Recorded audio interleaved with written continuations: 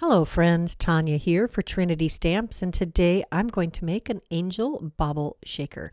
I'm pulling out the large ornament shaker die. This just came out this month, and it has this outline for a shaker, pine boughs, and a topper, and a little bow.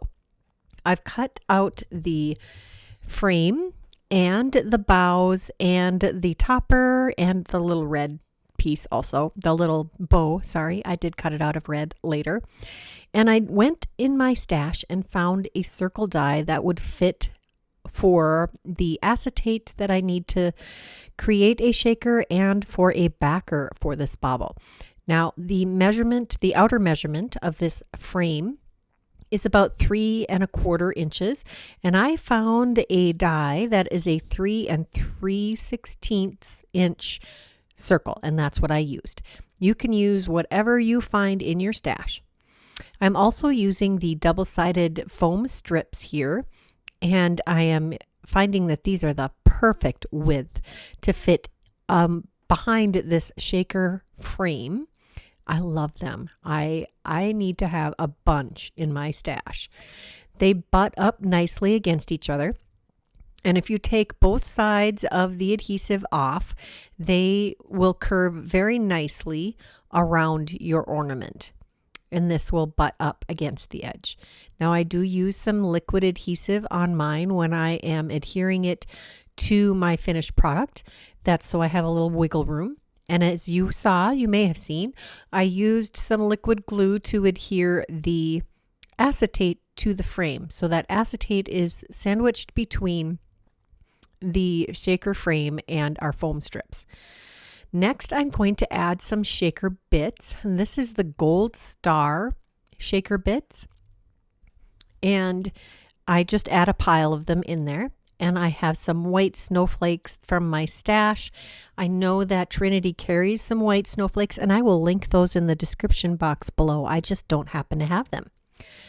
And then we're also going to take some sequins. This is the Seashore, and they're kind of a muted gold, or not as, they have another tone of gold to them. And I did use some shimmery gold cardstock to cut out the backer and the frame for this bauble.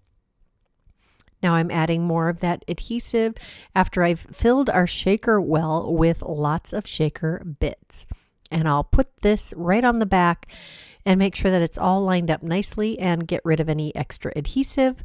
And I'm going to use my heavyweight acrylic block to add some pressure so it adheres nicely and solidly. Here you can see that shaker action.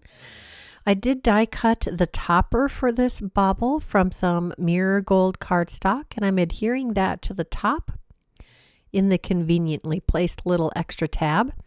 And this beautiful pine bough die cuts, they were created using green cardstock that I spritzed with fresh balsam and Wicked Elixir Distress Mica stains. They are gorgeous. I will continue to use them all the time. And this is red cardstock that was spritzed with the Tart Cranberry Distress Mica stain and die cut with the bow die. And I'll adhere that with that little short piece of pine bough. Now my fingers stick to it and it pulls off, so I'm going to use my tweezer to help that. I've taken a piece of gold thread and I threaded that through the loop in the top of the ornament topper. Lots of top there. And I'm tying a knot near the loop on the ornament topper, just because I don't want this to slide around in this loop. And then I will tie a knot at the top of this thread. And this is so it can be hung from a tree or from a gift as a gift tag or a decor element. And then I decided I wanted to add a image to the front. And I took this beautiful sweet angel and I stamped that, colored it with Copic colors. And now I'm adding some extra sparkle. I actually had stamped over this image again after I had colored it and then heat embossed it with clear embossing powder. And now I have some Sparkle Noir Sparkles pen, and you can use whatever you want to add a little extra shimmer, but I thought she needed some shimmer on her wings and on her, well, pretty much everything. And so then I took my coordinating die that comes with, or that you can purchase with, the Sweet Angel die set, stamp and die set. Now I don't want to use the entire image. I am going to just cut off part of it. And I thought about using this die, but since it cuts 2 circle edges, I only wanted one of them. I decided to just line it up where I wanted it on the ornament and adhere it. And I decided to use the foam strips because I wanted a little extra dimension there. I don't know why. I just did. I think it really looks good in the long run. And so I'm using the foam strips to just add a little bit behind our angel. And then I'm going to add, of course, some extra adhesive on the back so I have some room to wiggle and get that placed just perfectly. And I end up taking the ornament upside down and tacking it down. Well, we see how well that worked. And then I wiggle it a little bit.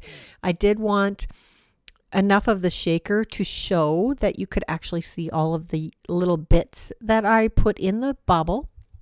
And I just trimmed off the portion that I decided not to keep.